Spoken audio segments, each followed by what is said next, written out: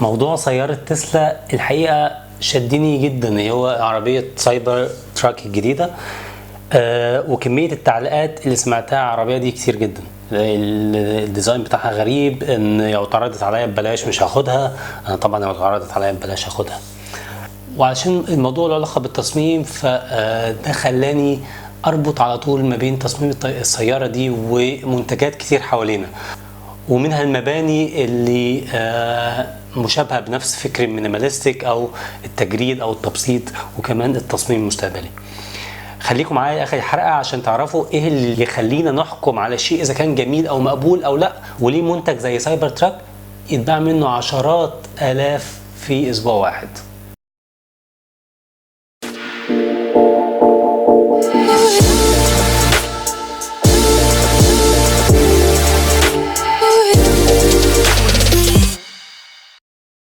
في التصميم دي سلسله حلقات جديده غير سلسله حلقات كي اوف لايف او مفتاح حياه، اللي ما يعرفهاش هتلاقوها في اللينك ده. والحلقات الجديده الغرض منها مناقشه فكره او خبر جديد له علاقه بالتصميم او الديزاين عامه، واشارككم خلاصه مناقشات وورش عمل وكتب ممكن تكون انتم كمان بتفكروا فيها.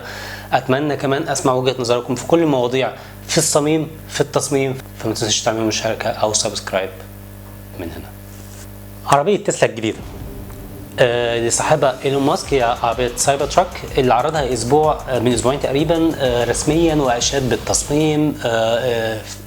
واشاد بالتصميم مختلف عن بقيه سيارات النقل اللي موجوده في السوق، وشرح قوه البطاريه الكهربائيه، وكمان ممكن تزود غطاء السياره زجاجي بخلايا شمسيه بتعمل في عدم وجود كهرباء لشحن العربيه لمده ساعه او ساعتين، فتقدر تمشيك لو انت العربيه وقفت منك في منطقه ما فيش فيها كهرباء.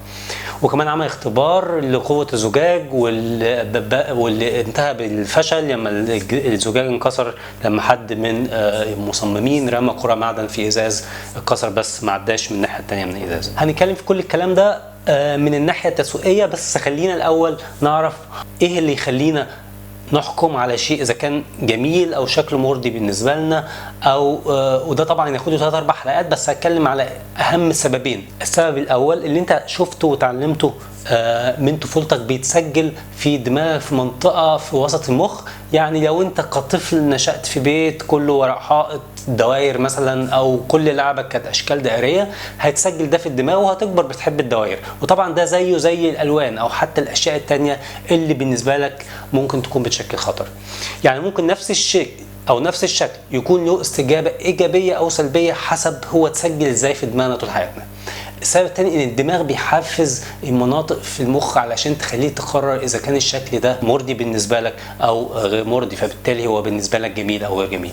ففي 2010 في متحف والترز للفنون قام بعض العلماء من الجامعه الامريكيه جونز هوبكنز عرضوا مجموعه من المنحوتات باشكال المنحنيه او الخطوط المستقيمه في المعرض، وفي نفس الوقت عملوا فحوصات من الرنين المغناطيسي على بعض المشاركين في المتحف عشان يعرفوا مدى استجابه الشخص للمنحوتات المختلفه. وفعلا لقوا ان انتباه للمنحوتات ذات الاشكال المنحنيه هي نفسها درجه الانتباه للاشكال المستقيمه والحاده. ولكن لما المشاركين كانوا بيبصوا على الاشكال المنحنيه كان الجزء المسؤول عن العاطفه هو اللي نشط، ولكن لما كانوا بيشوفوا المنحوتات الحاده كان الجزء المسؤول عن الخوف او الانتباه هو اللي نشط. حتى ان مختبر علم الاعصاب الادراكي في كليه طب جامعه هارفارد بعد دراسات مشابهه قال ان معظم الناس بتميل وتفضل الاشكال المنحنيه وليست الحاده، وده اللي يخلي المهندس المعماري الكبير فيليب جونسون لاول مره زار فيها متحف جوجنهايم في بلباو اللي صممه فرانك جيري انه يبكي، وقال كلمته المشهوره: التصميم ليس عن الكلمات ولكن على الدموع. وطبعا ده نتج بعد إثارة منحنيات المتحف الرهيبة للجانب العاطفي. يعني انتباه الناس للشكل الحاد اللي صمم بيه عربية تسلا هو ليس نتيجة ان التصميم مميز او غيره.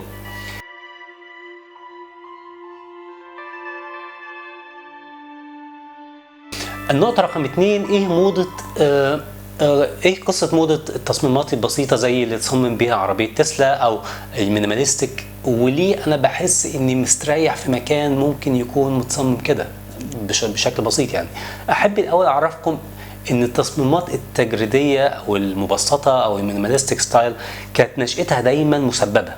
يعني الغرض الرئيسي ليس هو الجمال او الاحساس بالراحة، فمثلا في فكر فني اسلامي ومباني اسلاميه كان الفنانين بيجردوا صور اشخاص واعتمدوا على الاشكال الهندسيه لانه غير مسموح في الدين الاسلامي بتصوير الشخصيات الدينيه في الفن.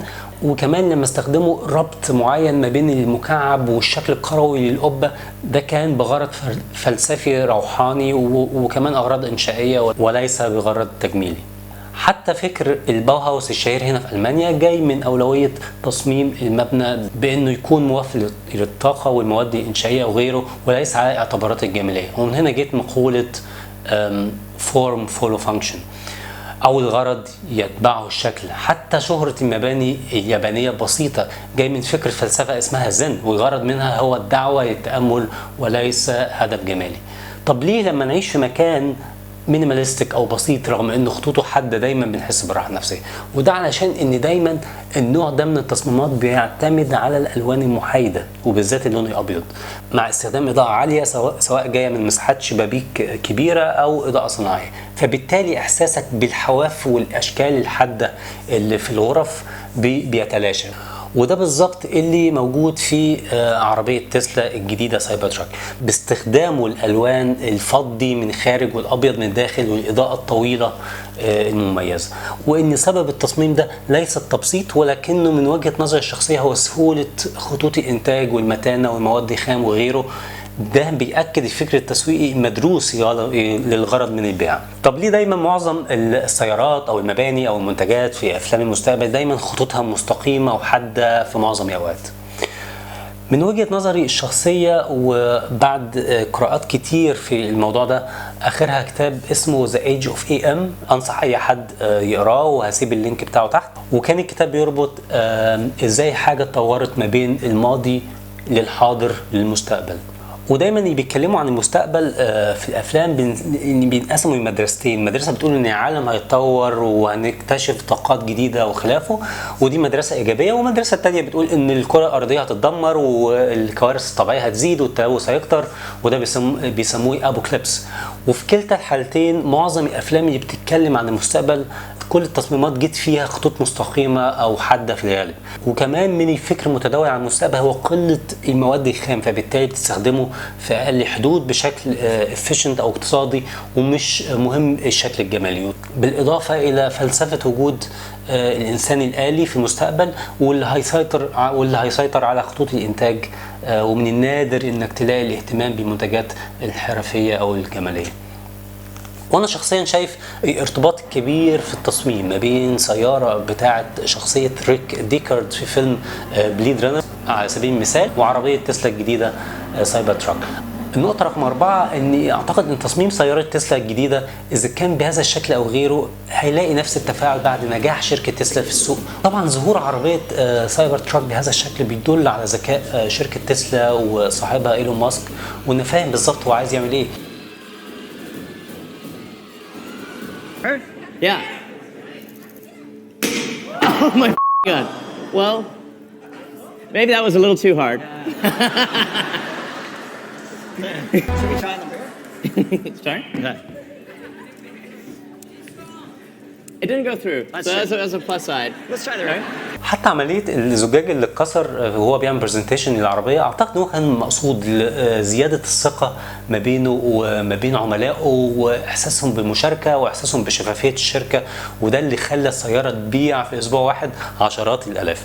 اشوفكم في حلقه جديده وما تنسوش تعملوا سبسكرايب او مشاركه من اللينك.